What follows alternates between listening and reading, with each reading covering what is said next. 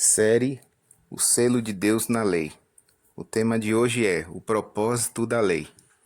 Deus concedeu sua lei a fim de prover abundantes bênçãos a seu povo e para conduzi-los a um relacionamento salvador com ele. Vamos ver neste momento os seguintes propósitos da lei. Primeiro propósito: a lei revela a vontade de Deus para a humanidade. Na qualidade de expressão do caráter e do amor de Deus, os 10 mandamentos revelam sua vontade e propósito para a humanidade. Demanda obediência perfeita, pois qualquer que guarda toda a lei, mas tropeça em um só ponto, se torna culpado de todos. Tiago 2, verso 10. Obediência à lei, sendo esta a regra da vida, é vital para a nossa salvação. O próprio Cristo explicou por quê.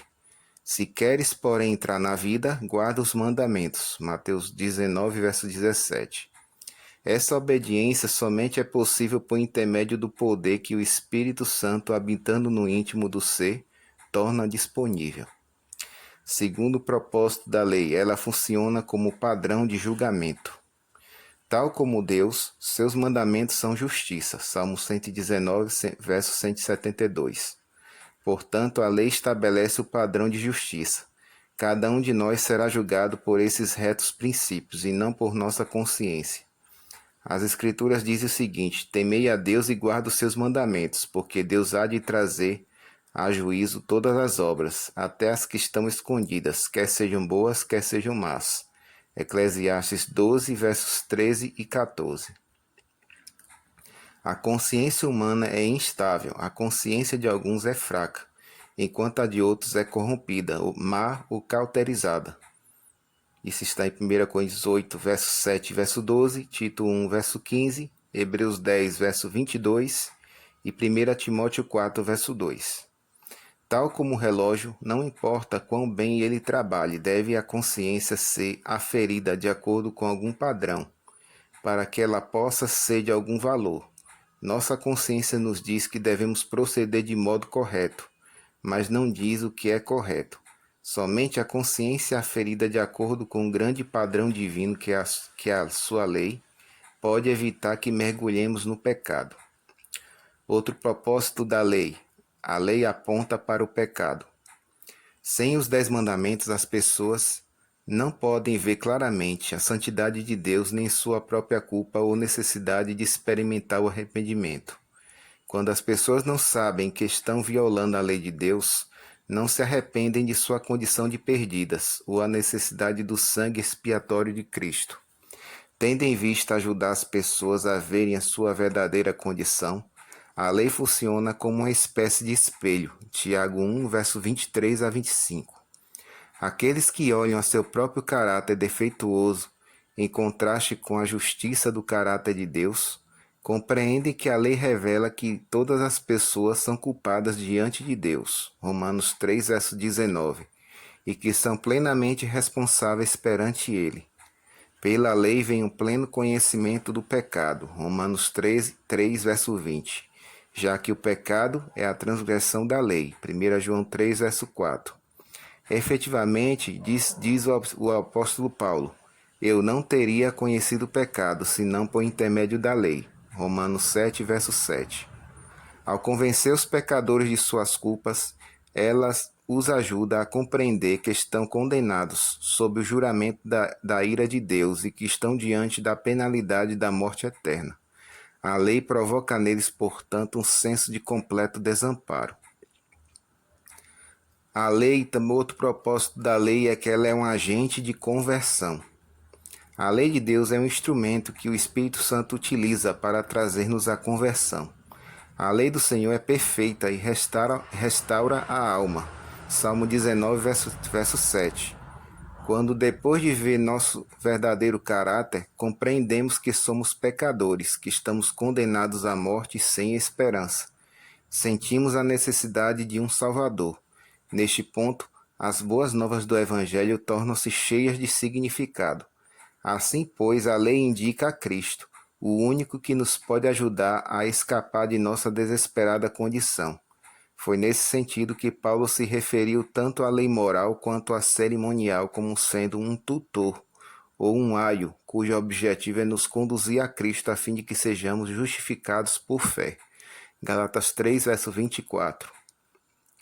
Outro propósito da lei é que, ao mesmo tempo que a lei revela o nosso pecado, ela jamais será capaz de salvar-nos. Da mesma forma como a água é o elemento necessário para lavar as faces sujas, assim, depois de nos contemplarmos no espelho da lei moral de Deus, tendo descoberto nossa necessidade de limpeza, corremos à fonte que se encontra aberta para remover o pecado e a impureza. Zacarias 13, verso 1, onde somos purificados pelo sangue do Cordeiro. Temos de contemplar Cristo. O pecador tem de olhar para o seu Salvador, o portador dos pecados, e ao ser-lhe revelado Cristo na cruz do Calvário, morrendo sob o peso dos pecados de todo o mundo, o Espírito Santo lhe mostra a atitude de Deus para com todos os que se arrependem de suas transgressões. Nesse momento, a esperança extravasa de nosso coração e em fé nos dirigimos a nosso Salvador, que por sua vez estende o dom da vida eterna. João 3, verso 16. Outro propósito da lei. A lei provê genuína liberdade. Cristo disse que todo aquele que comete pecado é escravo do pecado. João 8,34. Quando transgredimos a lei de Deus, não nos achamos em liberdade. A obediência aos 10 mandamentos, esta sim nos assegura a verdadeira liberdade.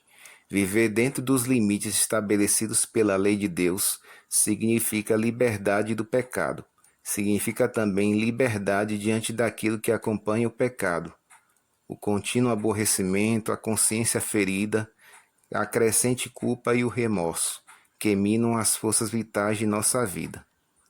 Disse o salmista: andarei em liberdade, pois busquei os teus preceitos. Salmo 119, verso 45. Tiago também referiu-se ao decálogo como a lei perfeita, lei da liberdade. Tiago 2, verso 8 e Tiago 1, verso 25.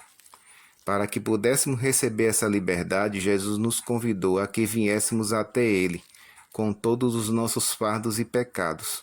Ele nos oferece o seu jugo que é suave. Mateus 11, verso 29 e 30.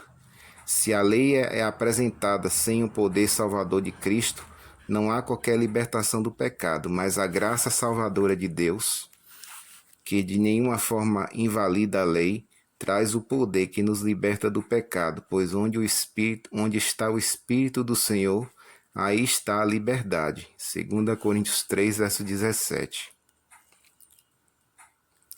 E o último propósito da lei é o seguinte: a lei restringe o mal e traz bênçãos. O aumento de crimes, violência, imoralidade e maldade que inunda a terra resultou do desprezo que os homens votaram ao decálogo. Sempre que a lei é aceita, restringe o pecado, promove ações corretas e torna-se o meio para estabelecer a justiça. Nações que incorporaram os princípios dessas leis às suas leis nacionais experimentaram grandes bênçãos. Por outro lado, o abandono desses princípios sempre trouxe consigo decidido declínio. Nos tempos do Antigo Testamento, Deus muitas vezes abençoou nações e indivíduos em proporção à obediência destes à sua lei. Dizem as Escrituras: a justiça exalta as nações, e com justiça se estabelece o trono. Provérbios 14, verso 34 e Provérbios 16, verso 12. Aqueles que se recusavam a obedecer os mandamentos de Deus encontravam calamidades. Salmo 89, versos 31 e 32. A maldição do Senhor habita na casa do perverso, porém a morada dos justos ele abençoa. Provérbios 3, verso 33. O mesmo princípio geral continua válido nos dias de hoje. Que Deus abençoe você no dia de hoje.